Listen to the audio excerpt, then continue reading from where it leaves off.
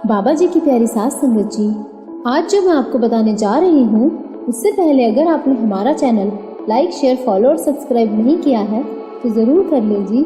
साथ में bell icon भी ज़रूर प्रेस करें जी, जिससे आपको बाबा जी की प्यारी प्यारी बातें पता चल सके। वो कहते हैं ना, मेरी रूह में समाई है तेरी खुशबू ए खुदा, लोग कहते हैं तेरा इत्र लाजवाब है। सास संगत जी, आज जो मैं आपको बताने जा रही हूँ उसमें एक कसाई भगत कैसे बना, ये वाक्या सुनकर आपकी रूह कांप जाएगी। बड़े ही ध्यान से सुनना इस सच्ची घटना को कि वो कसाई भगत कैसे बने। सतगुरु चाहे तो हमारी कमियां एक पल में खत्म कर दे, बस उनकी नजर पड़ने की देर है। चलो घटना पर आते हैं। आंखें खोल देने वाली घटना है सास संगत जी। यह सच्ची घटना बाणी में भी दर्ज है। अब उस कसाई की दुकान बूचड़ खाने में थी। रात का समय था। अब वो कसाई दुकान बंद करने ही वाला था कि अचानक वहाँ कुछ ऐसे लोग आ गए जो राजमहल से थे। तो वो लोग उस कसाई से बोले, हमें इतने किलो बकरे का मांस चाहिए। अब वो कसाई बोला, अब तो मैं दुकान बंद कर चुका हूँ। सास संगत जी, ये घटना नहीं, अंदर तक रूह कपा देने वाली घटना है कि हमें कैसे कैसे हिसाब देना पड़ता है। हम जो बोएंगे वही तो काटेंगे। आज अगर हम किसी के साथ गलत कर रहे हैं तो वही कल हमारे साथ जरूर होगा, और वो भी कई गुना। और जो हम बीजते हैं उसका पेड़ बन के सामने आता है। जब एक बीज से इतना बड़ा पेड़ बन जाता है तो ऐसे ही हमारे एक कर्म का फल कई हजारों गुना हमें मिलता है, चाहे कर्म अच्छा किया हो या बुरा किया हो। अब घटना के अनुसार वो राजमहल के लोग उस कसाई से जिद करने लगे कि हमें कुछ किलो मांस दे दे। तो वो कसाई बोलता है, अगर इस समय मैं बकरे को काट कर आपको मांस दे भी दूं तो सुबह तक बचा हुआ मांस बासी होकर खराब हो जाएगा। या तो आप पूरा बकरा ले लो, क्योंकि थोड़ा मांस मैं आपको दे नहीं सकता। अब बहस काफी देर तक चलती रही। वो लोग थोड़ा मांस मांग रहे थे और कसाई पूरा बकरा देने को कह रहा था।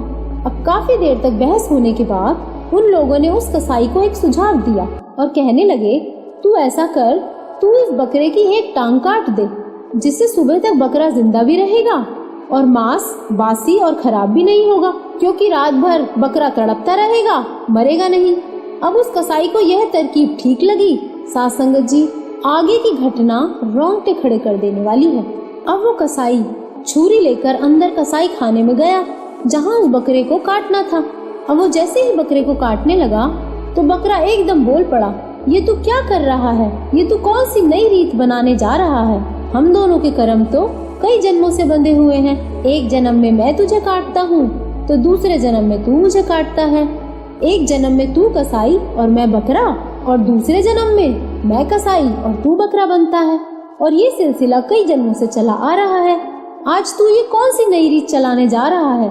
तू मेरी एक टांग काटेगा तो मैं पूरी रात तड़पूंगा, तो तू इस तड़प से कैसे बच पाएगा? अगले जन्म में मैं तुझे ऐसे काटूंगा कि तू भी कई गुना तड़पेगा। इतने सालों का ब्याज समेत तड़पना पड़ेगा तुझे।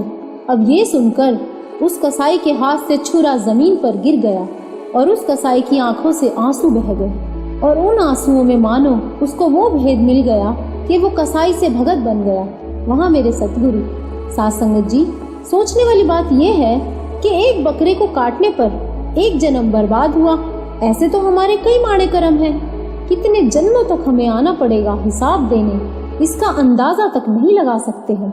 अगर हम अपने इस जन्म में भी गुनाह सोचने बैठे तो सोच के देखो कि क्या क्या गुनाह किए हैं और किस तरह काटने आना पड़ेगा, वो भी ब्याज समेत काटने पड़ेंगे।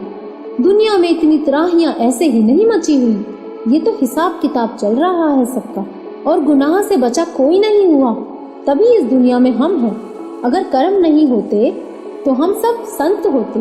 इसलिए अभी भी चेत जाओ और अपने गुनाहों को याद करके अपने प्यारे सतगुरु अपने बाबा जी के आगे सच्चे मन से अरदास करनी चाहिए कि हे सच्चे पातशाह, बख्श दो हमें, बख्श दो, आगे से गलती नहीं होगी। सच्चे मन से अगर हम अरदास करेंगे और वही गलतियां नहीं दोहराएंगे तो माफी के साथ मेहर भी होनी शुरू हो जाएगी।